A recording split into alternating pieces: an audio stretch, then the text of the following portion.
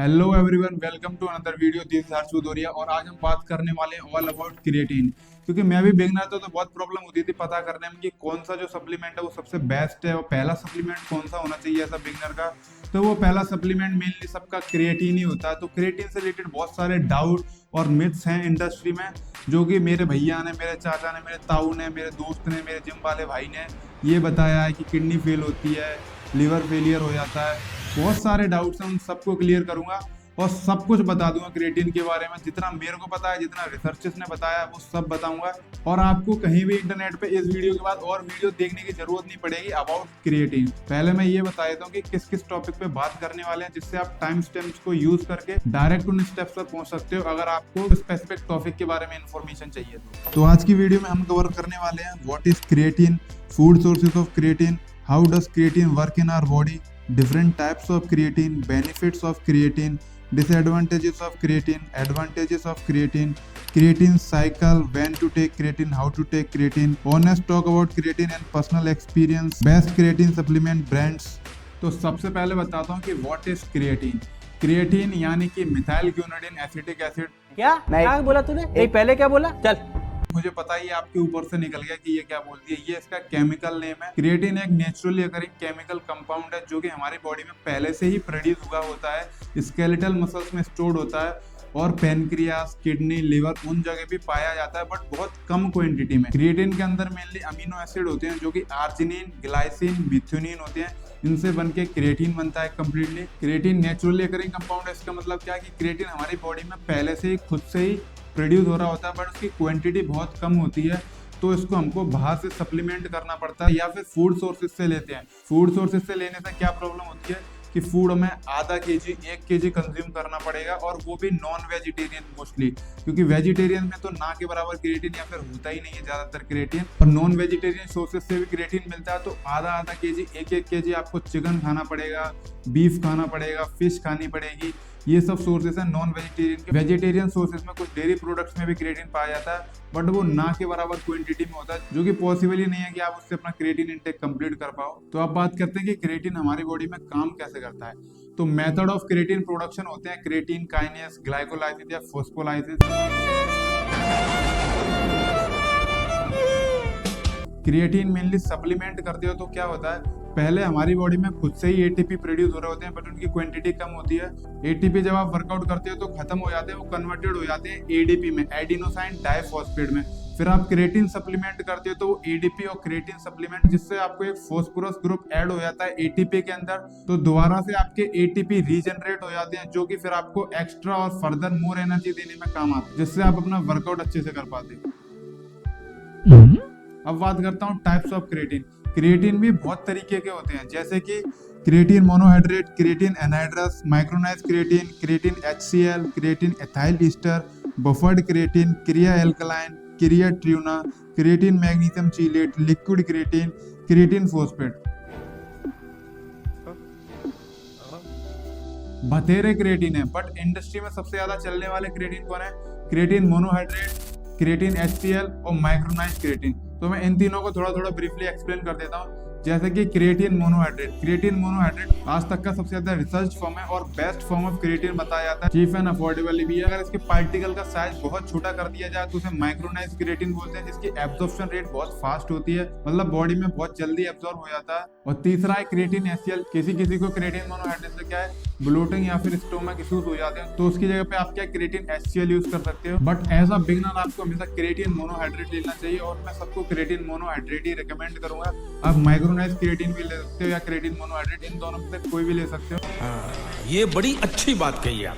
अब बात करते हैं बेनिफिट्स ऑफ क्रिएटिन। क्रिएटिन लेने से हमारी बॉडी में बेनिफिट क्या होता है? क्रिएटिन क्या करता है, वाटर रिटेंशन करता है, मतलब कि मसल्स में वाटर को होल्ड कर देता है, जिससे आपकी मसल मास बढ़ जाता है, स्ट्रेंथ बढ़ जाती है, 2 से 4 रेप्स ज्यादा लगने लगते हैं, वेट भी ज्यादा उठने लगता है।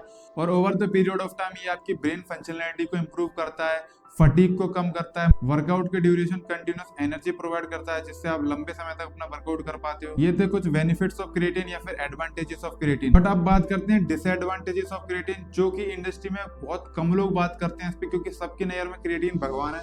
बट इसके एक दो डिसएडवांटेजेस भी हैं। क्रिएटिन से मेनली जो डिसएडवांटेज होता है वो होता है dehydration, muscle cramps, stomach pain, weight gain होना। 2 से 4 लीटर तक पानी पिए तो इस चीज का सॉल्यूशन मिल जाएगा।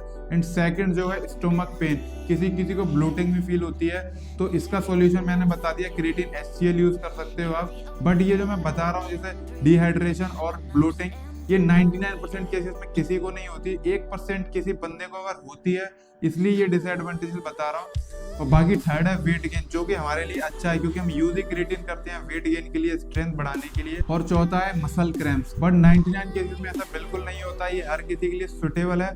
बहुत कम चांसेस होते हैं कि किसी को डिहाइड्रेशन या फिर किसी को मसल क्रैम्प्स आए। तो बेसिकली यही कुछ डिसएडवांटेज थे क्रिएटिन के, जो कि एज सच हार्मफुल नहीं है बिल्कुल भी।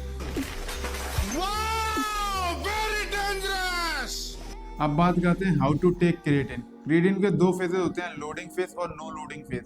लोडिंग फेज में क्या होता है, आप 10 से 20 ग्राम प्रोटीन पर डे अपनी बॉडी को सप्लाई करते हो, सुबह दोपहर शाम 5-5 7-7 ग्राम करके, जिससे आपको एक वीक के अंदर रिजल्ट शो होना स्टार्ट हो जाते हैं। बट ये बिल्कुल भी हेल्दी और सस्टेनेबल वे नहीं है क्रिएटिन यूज करने का। इसकी बजाय आप नो लोडिंग फेज यूज कर सकते हो, जिसमें आप डेली 3 से 6 ग्राम क्रिएटिन पर डे ले सकते हो। इससे आपको रिजल्ट होने में थोड़ा सा टाइम लगेगा, 2 हफ्ते से लेके 1 महीना लगेगा, लेकिन उसके बाद सेम रिजल्ट्स मिलेंगे आपको जो अगर कोई लोडिंग करके 1 हफ्ते बाद लेता है, वैसे ही रिजल्ट मिलने वाले हैं लगभग। और एज अ बिगिनर को मैं हमेशा 3 से 6 ग्राम क्रिएटिन पर डे लेना रिकमेंड करूंगा। तो अब बात करते हैं कि क्रिएटिन को कब और कैसे लेना है। क्रिएटिन को आप प्री वर्कआउट में ले सकते हो, पोस्ट वर्कआउट में ले सकते हो, या इनके अलावा आप पूरे दिन में कभी भी ले सकते हो। मोस्ट ऑफ द रिसर्चेस बताती हैं कि अगर आप पोस्ट वर्कआउट में लेते हो तो ज्यादा इफेक्टिव होता है। बट एज पर्सनल एक्सपीरियंस में बताऊं, ऐसा कुछ भी नहीं है, ये पर्सन टू पर्सन वेरी करता है। मेरे ख्याल से आप पूरे दिन में कभी भी लो, क्रिएटिन लेना इंपॉर्टेंट है। जब आपको टाइम मिले तब क्रिएटिन ले लो और आपकी बॉडी में सेम ही इफेक्ट आएंगे जो पोस्ट वर्कआउट में लेते हो या फिर प्री वर्कआउट में लेते हो, जब आने वाले हैं सेम इफेक्ट्स रहेंगे। आप क्रिएटिन कभी भी ले सकते हो, प्री वर्कआउट, पोस्ट वर्कआउट या फिर पूरे दिन भर में। बट पर्सनल में बता दूं कि मैं कब लेता हूं, तो मैं लेता हूं प्री वर्कआउट में, वर्कआउट से 30 मिनट पहले। और क्रिएटिन किसके साथ ले सकते हो आप, क्रिएटिन कॉफी के साथ ले सकते हो, जूसेस के साथ ले सकते हो, सिंपल पानी के साथ ले सकते हो, या फिर आफ्टर वर्कआउट अपने प्रोटीन ड्रिंक के साथ भी ले सकते हो। और अब इस पे बात करता हूँ कि क्रिएटिन फ्लेवर्ड लेना चाहिए कि अनफ्लेवर्ड लेना चाहिए, आपकी खुद की चॉइस है। अगर आपको सिंपली पानी के साथ या फिर प्रोटीन ड्रिंक के साथ लेना है तो आप फ्लेवर्ड ले सकते हो। बट कॉफी के साथ या फिर कैपेचिनो टाइप दूध के साथ कॉफी बनाते हो, उसमें डालना है तो अनफ्लेवर्ड ले लो। क्योंकि एक बार क्या हुआ था, मैंने फ्लेवर्ड लेके उस कॉफी के साथ डाल दिया था तो मेरी कॉफी फट गई थी, तो अजीब सा हो गया था। इसलिए मैं अनफ्लेवर्ड को यूज करता हूँ हमेशा कॉफी और जूसेस के साथ, और फ्लेवर्ड को यूज करता हूँ सिंपल पानी के साथ या फिर प्रोटीन ड्रिंक के साथ। तो अब मैं बात करता हूँ मोस्ट इंपोर्टेंट टॉपिक पे, मिथ्स अबाउट क्रिएटिन। तो क्रिएटिन से ज्यादा इंडस्ट्री में सबसे ज्यादा फैलने वाला मिथ है कि क्रिएटिन से हेयर लॉस होता है, किडनी फेलियर होता है। अब तो सच बोल दे भोसड़ी। तो अभी तक जितनी भी रिसर्चेस हुई हैं क्रिएटिन के ऊपर, उसमें से एक सिंगल रिसर्च में नहीं पाया गया कि क्रिएटिन से हेयर लॉस या फिर किडनी फेलियर होता है। कुछ लोगों को पहले से ही हेयर लॉस हो रहा होता है या किडनी में कोई दिक्कत होती है और वो क्रिएटिन लेते हैं, तो वो खुद का ही प्रेडिक्शन दे देते हैं कि नहीं मेरे को क्रिएटिन की वजह से हुआ होगा। बट आज तक रिसर्चेस में ऐसा कुछ भी नहीं पाया गया कि क्रिएटिन से हेयर लॉस या किडनी फेलियर होता है। तो ये आप सोचना बंद कर दो कि क्रिएटिन से हेयर लॉस किडनी फेलियर होता है। इस चीज से रिलेटेड डाउट करने की भी कोई दिक्कत नहीं है, ना ही हेयर लॉस होता है ना ही किडनी फेलियर होता है। और कुछ लोग क्रिएटिन के बारे में ये भी कहते हैं कि क्रिएटिन तो एक स्टीरॉयड या फिर नेचुरल सप्लीमेंट नहीं है। क्रिएटिन भाई स्टीरॉयड नहीं है, नेचुरल सप्लीमेंट है। मैंने आपको स्टार्टिंग में समझा दी कि क्रिएटिन हमारी बॉडी में पहले से ही प्रोड्यूस हो रहा होता है। तो सारे मिथ्स मेरे को लगता है कि क्लियर हो गए, क्योंकि मेनली 3 से 4 ही मिथ है इंडस्ट्री में। हेयर लॉस होता है, किडनी फेलियर होता है, नेचुरल सप्लीमेंट नहीं या फिर स्टीरॉयड है। एज अ बिगिनर आपको यही सारे मिथ सुनने को मिलेंगे, जो कि मैं आशा करता हूँ सारे क्लियर हो चुके होंगे। अब पर्सनल बात करता हूँ क्रिएटिन के ऊपर। पर्सनल एक्सपीरियंस से बताऊँ, आप 3 से 6 महीने खुद बिना सप्लीमेंट को यूज करके वर्कआउट करने की कोशिश करो। उसके बाद आप अपना क्रिएटिन मोनोहाइड्रेट ले लो। उससे क्या होगा, आपके बॉडी का पोटेंशियल और मैक्सिमाइज हो सकेगा और आपके जो मसल गेन्स है वो 10x तक जा सकेंगे और अच्छे हो सकेंगे। पहले दिन से तो मैंने खुद यूज नहीं करा था, मैंने भी क्रिएटिन अपनी जर्नी में 6 से 8 महीने बाद लेना स्टार्ट करा था। उसका एक मेन रीजन ये था कि क्रिएटिन एक चीप एंड अफोर्डेबल सप्लीमेंट है और इसके बारे में पहले मैंने बहुत कुछ पढ़ लिया था। तो आपको इस वीडियो के बाद तो पता तो चल ही गया होगा कि क्रिएटिन 100% सेफ और रिसर्च सप्लीमेंट है। हर बिगनर इसको यूज कर सकता है, जिम जाने वाला। आप भी जो वीडियो देख रहे हो आप भी क्रिएटिन ले लो, कोई दिक्कत नहीं है।